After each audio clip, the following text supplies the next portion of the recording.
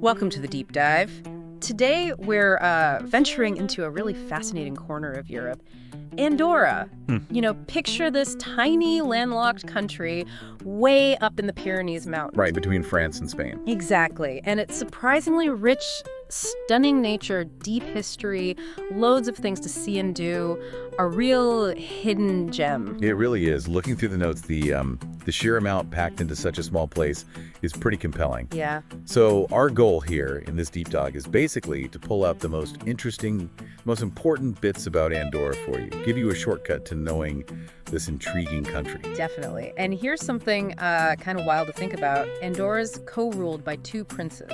One is the Bishop of Urgell in Spain. And the other? The President of France. Right. How does that even happen?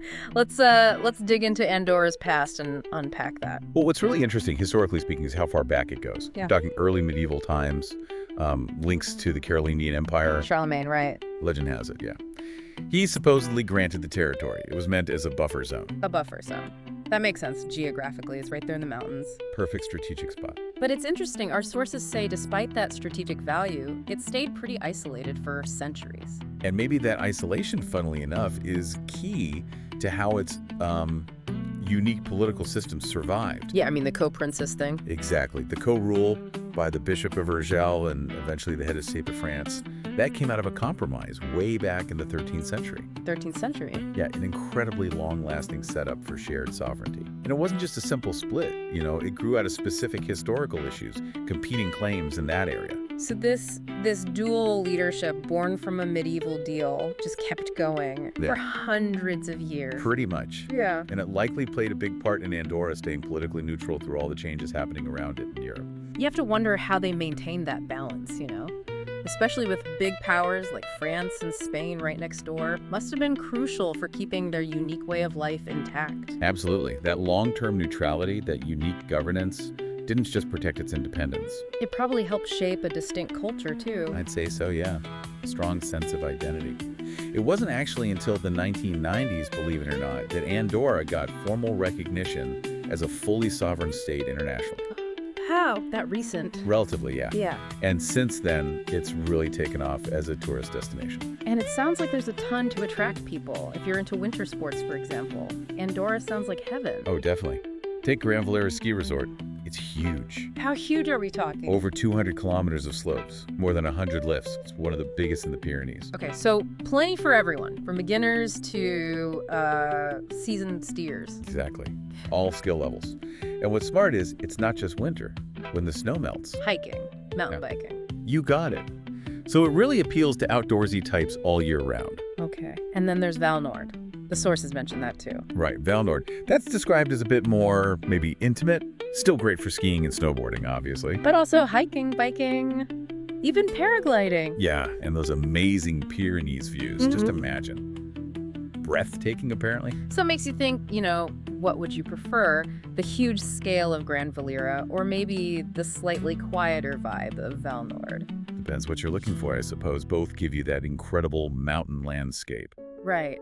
But, okay, say snow isn't your main thing, or you want a different kind of vibe. The capital, Andorra la Vella, sounds really interesting. It does. It's this blend, isn't it? Modern, traditional. All squeezed into this deep valley surrounded by mountains. Must be quite a sight. And within the city, you've got quite a mix, too.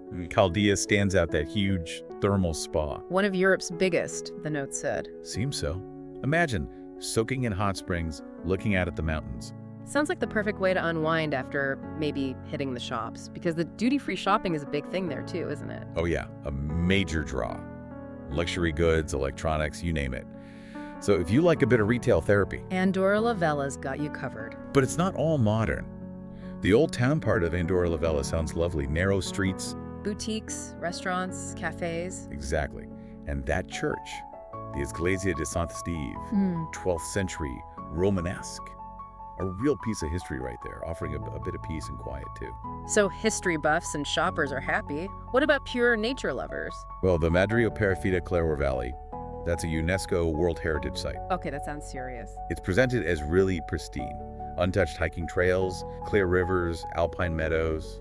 Beautiful stuff. UNESCO designation usually means it's pretty special, ecologically, too. Absolutely. It's noted for its unique plants and animals, adapted to the high altitude. It highlights why it needs protecting its biodiversity. Nice. And what about the Tristana Lakes? Saw those mentioned too. Ah, yes. High up in the mountains, glacial lakes.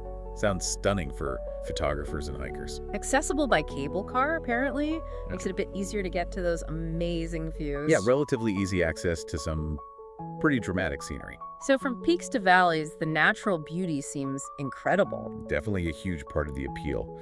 But Andorra's not just scenery, is it? There are these important historical and cultural spots, too. Right, like the Casa de Laval, that 16th century house. Which used to be the parliament. Yeah, now it's a museum. Sounds like a great way to get a feel for the country's political history, its traditions. The notes mention the traditional architecture, the preserved council hall. Lets you kind of picture how things worked for centuries. It's a really tangible link to Andorra's long, very unique political story, how this tiny nation managed itself. And then there's that other church, St. Joan de Caselles in Canillo. Even older. 11th century Romanesque. Another example of that early medieval architecture, with frescoes and carvings. Impressive stuff, yeah.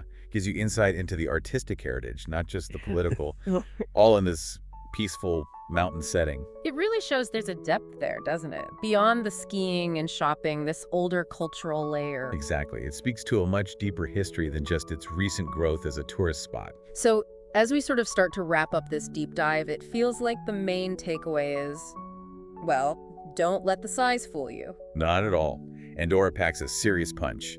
History, culture, nature. It's this amazing mix. And it seems like thinking about you, our listener, whatever you're into, skiing, hiking, just relaxing, history, culture, Andorra probably has something compelling for you. And that location, squeezed between France and Spain, seems key to its whole identity. Absolutely. The sources talk about this blend of Catalan culture, mountain traditions. But with a modern feel, too. Yeah, a really unique cultural mix. It sounds like a place you could find peace and quiet, but also loads of activity. A retreat and an adventure hub, all rolled into one against that stunning Pyrenean backdrop. Okay, so just to quickly recap then, we've touched on Andorra's really long history, that unique co-prince political system. Which is fascinating in itself. Totally.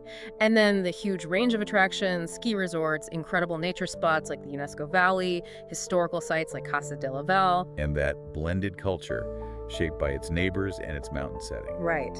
So maybe a final thought for you to consider is, well, how does such a small nation manage to keep its independence, its unique character, for so long? It's pretty remarkable. It really is. Or maybe just think about which part of Andorra we've discussed today really sparks your interest the most. Is it the snowy mountains, the thermal spas, the ancient churches, or that peculiar political history? What would you want to explore first? That's a great question to leave things on. We definitely encourage you to dig deeper into whatever caught your attention today. Thanks for joining us for this deep dive.